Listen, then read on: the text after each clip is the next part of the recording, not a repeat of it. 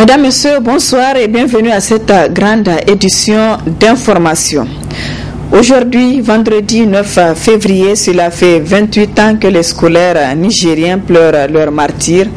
En effet, ils étaient 3 à être tombés ce 9 février 1990. 28 ans après, ils demandent toujours justice. Le reportage est de Abdul Razak Léo. 28 ans après l'assassinat de 3 étudiants de l'université Abdou Moumouni, les scolaires nigériens ne décolèrent pas.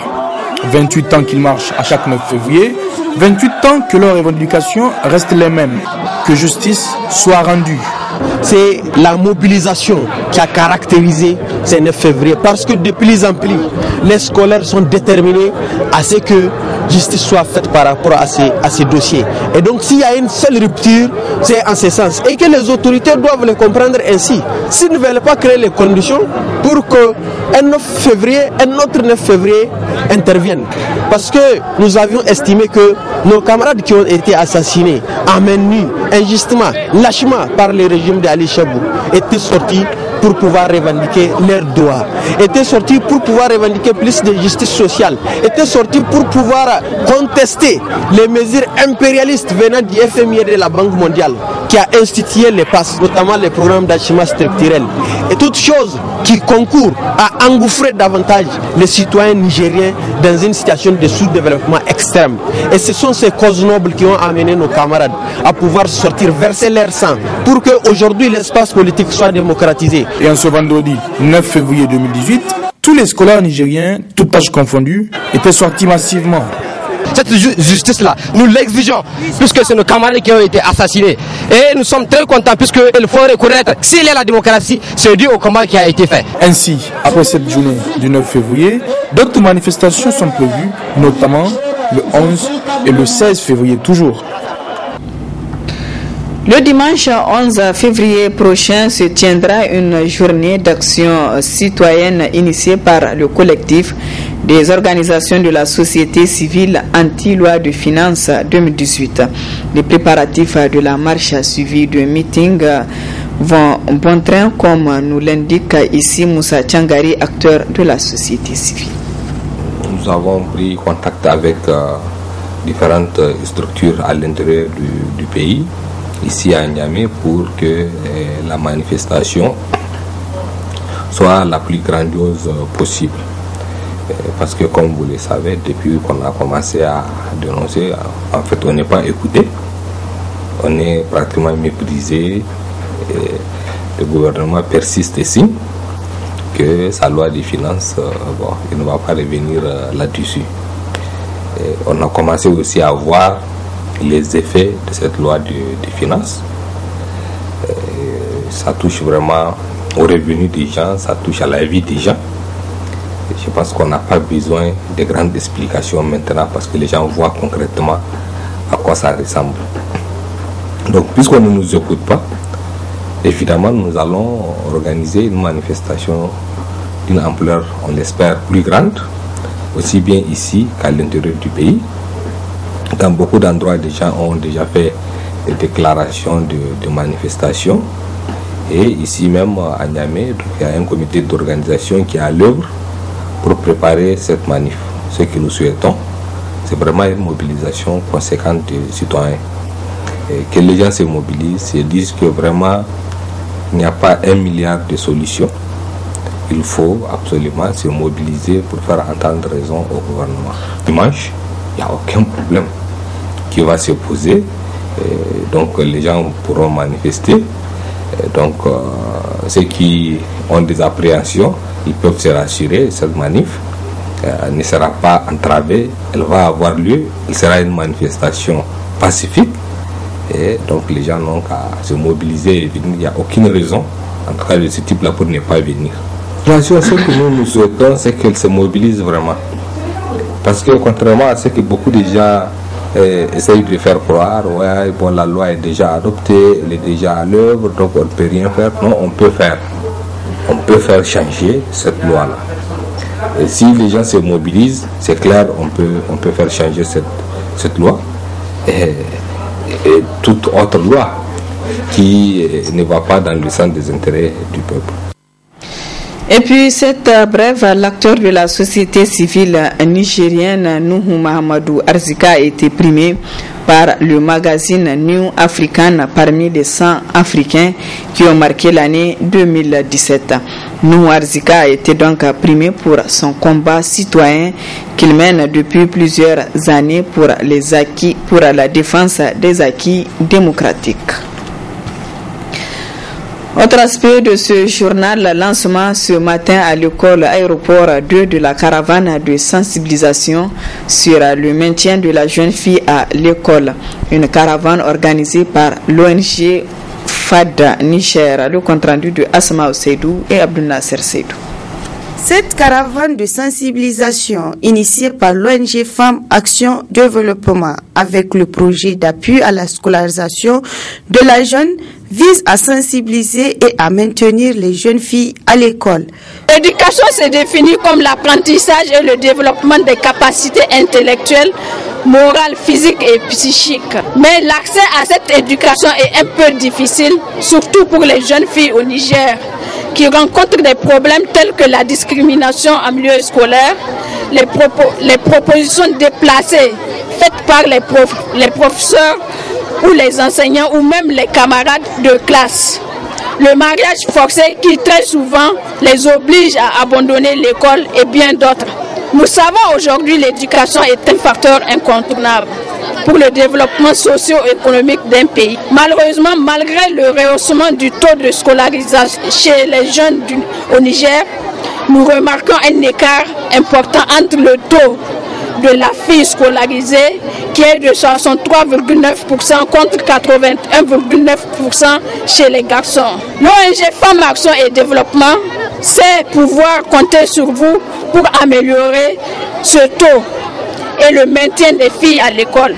Le refus de la scolarisation des enfants et l'abandon scolaire touchent beaucoup plus les filles malheureusement et cela induit des répercussions sociales et économiques non négligeables en termes de satisfaction dans le développement du pays. Présente à cette cérémonie, la directrice générale de la promotion de la femme et de la protection de l'enfant a salué cette initiative qui cadre avec les objectifs du dit ministère. Le ministère de la promotion de la femme, à travers ma voix quand même, remercie l'ONG FAD pour cette initiative qui cadre parfaitement avec les missions du ministère, mais aussi du gouvernement. Dans la promotion de la scolarité de la jeune fille, tout le monde est acteur. Chacun est responsable, qu'on soit parent, qu'on soit acteur de la société civile, qu'on soit aussi enseignant ou enseignante. Donc nous demandons aussi à l'ONG FAD de continuer dans ce processus, même pas à Niamey, mais dans toute l'étendue du territoire et bien entendu avec le soutien financier des partenaires techniques et financiers dont nous plaidons pour la cause. Aussi pour encourager les parents à la scolarisation et au maintien des filles à l'école, l'ONG FAD a offert des kits aux meilleures filles des écoles aéroports 2, 3, 4. Kits composés de sacs, cahiers, lampes scolaires, crayons de couleur et d'un ensemble géométrique. Un mot de sport dans ce journal en prélude au match qui opposera demain l'AS Horea de Guinée et l'AS Fan du Niger au stade général Seyni Kounché. Les deux entraîneurs accompagnés de leur capitaine d'équipe ont animé hier une conférence de presse au siège de la Fédération nigérienne de football FENIFOOT. Le compte rendu de Ismaël Moumouni. Nous sommes venus chercher les 3 points. C'est l'objectif de notre présence sur le sol nigérien.